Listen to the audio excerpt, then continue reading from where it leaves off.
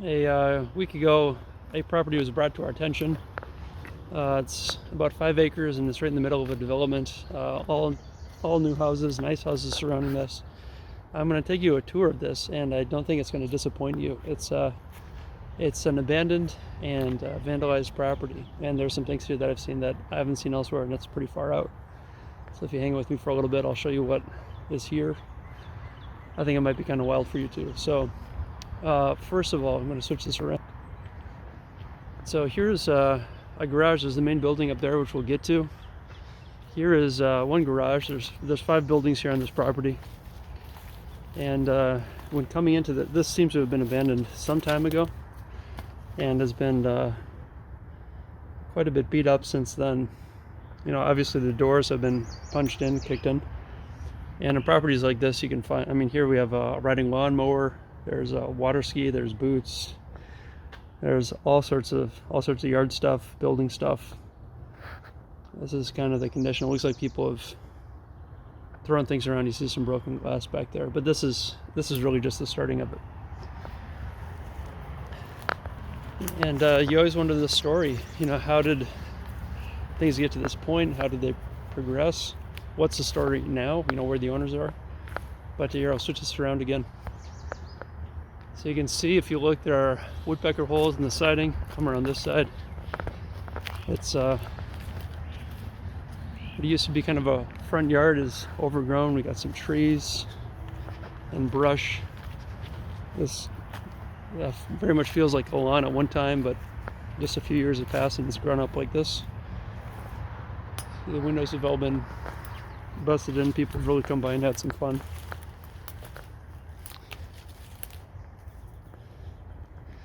But just wait again until we get inside. It's going to be kind of crazy. It's always surprising how quickly this stuff kind of grows up around a house.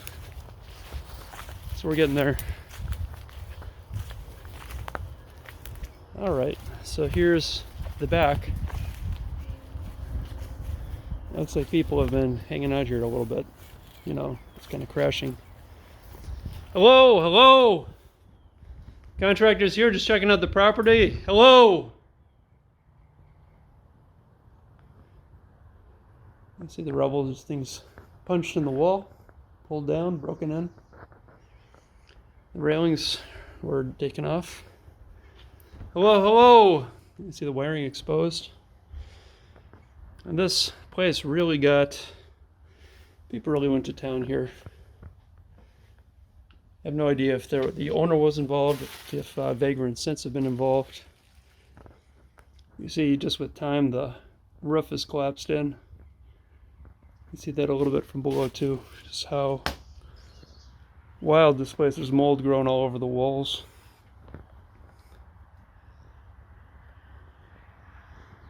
See the roof, yeah, there's a few spots. And this toilet's got kicked in, all the porcelain's bashed. It's like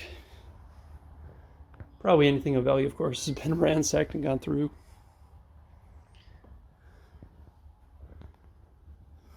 So this is the place. To see this here, you want to check that out when you got a moment. Some beautiful glass sliding doors. So yeah, person leaves the property and people find out that,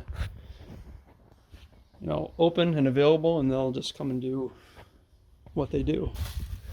Same to the birds and the squirrels. I mean, just in the rain, nature gets to work and just starts taking things apart over time. We'll go into the basement here. There's a lower level kitchen. Here, I'll switch this back. The stairs are a little squishy. Just 1 second. All right.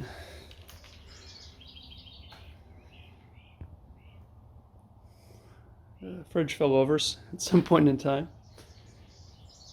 And there's a lot of the glassware and the porcelain and so forth is now in pieces on the ground. That countertop, I don't ever see a countertop bulk quite that much before. But obviously water moisture's gotten through here too. Probably smart to wear a mask. It's a little storage room. Little storage room, and here another bathroom. And again, someone really just for fun took the some of the toilet upstairs and the faucet here for the sink here. And it's a good thing the water was turned off, otherwise this could be a real problem.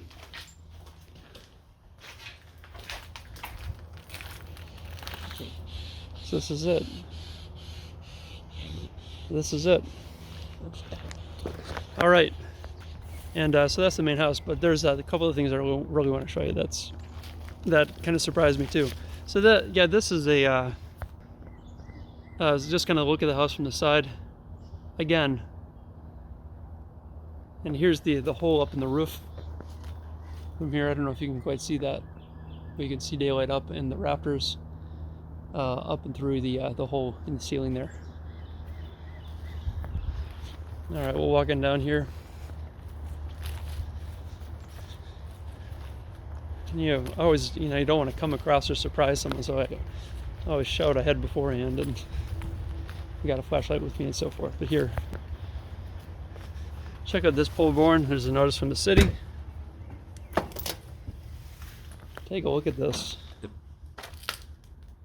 It's about 4 feet high, all the way around to this whole pole barn, just full of stuff. There's furniture, there's clothing, there's trinkets, there's documents. It's kind of a pathway through here, but I don't know if this was, probably this was a hoarding scenario of some kind, but this, at some point this just got totally out of control, and I'm sure people have been through here as well. This is just, it's like a dump. It's like an indoor landfill. So yeah, if you think you've got hoarding issues, or you got a relative who's holds on to too much stuff, it can get a lot worse. I imagine this was probably used for business and work at some time too, but just a lot of this just looks like what is now junk and what was probably important to the people at the time. Cool. So here we go.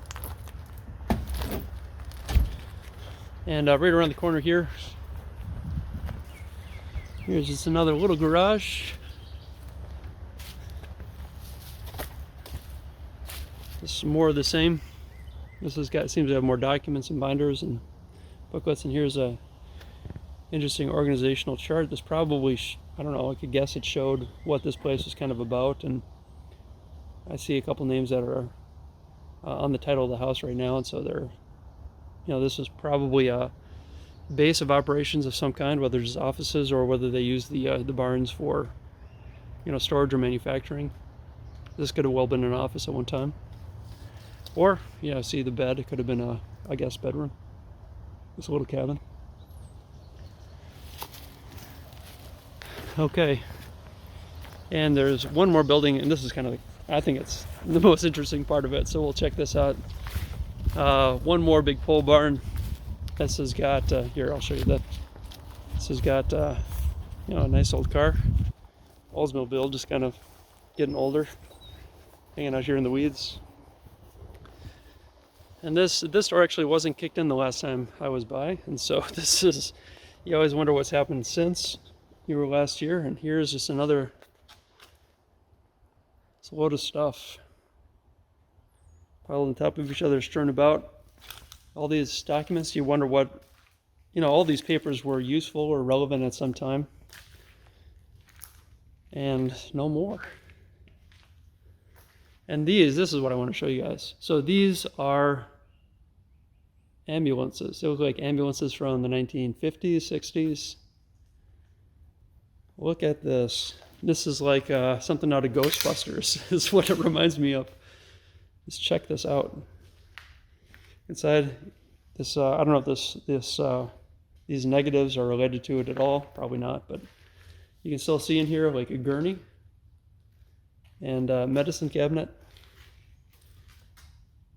So look at this. Isn't this wild? It's even it almost looks like a hearse, and it's actually really nicely finished. The upholstery, and it's really pretty. And to think that guys used to drive these every day. Check out the the sirens on top and the lights.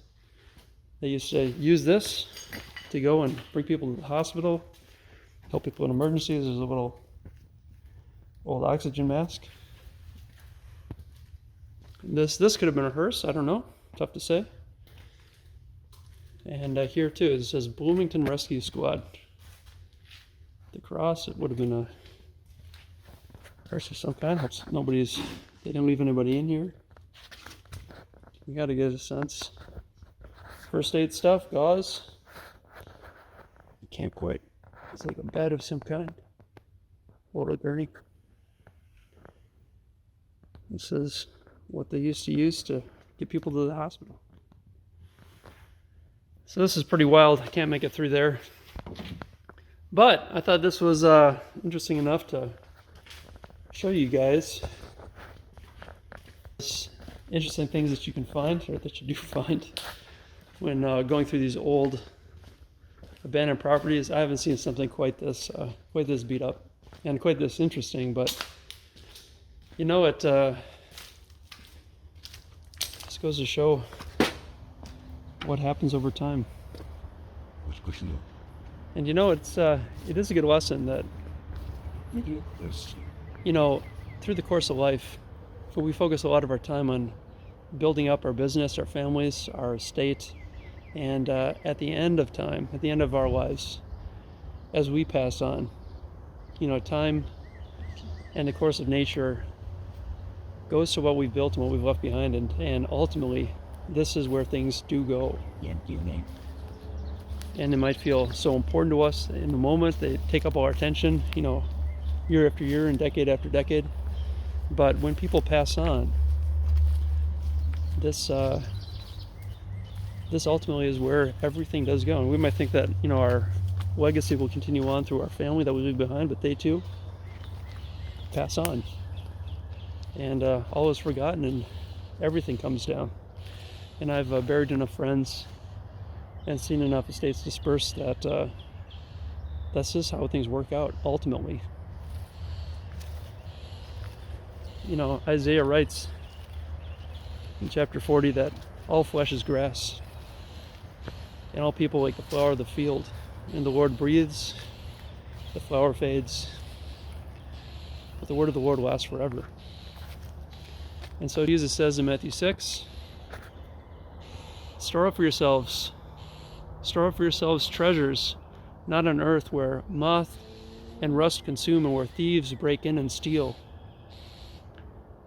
But store up for yourselves treasures where moth and rust do not consume and where thieves do not break in and steal. For where your treasure is, there your heart will be also. So if this was an interesting little tour, you get to see some of the cool things here's a tree that's come down here on the back of the barn, and the process of decay continues. So we'll see what happens to this property. If I can, I'll put a note in the comments below after some time to see actually what happened, who picked this up, and what's going to happen. Rolled into the development of the surrounding neighborhoods, or if otherwise, was this a holdout? Was the land just not suitable for development? I'll see what I can find, and I'll let you guys know in the comments. All right, God bless. Have a super day. Talk to you later. Bye-bye.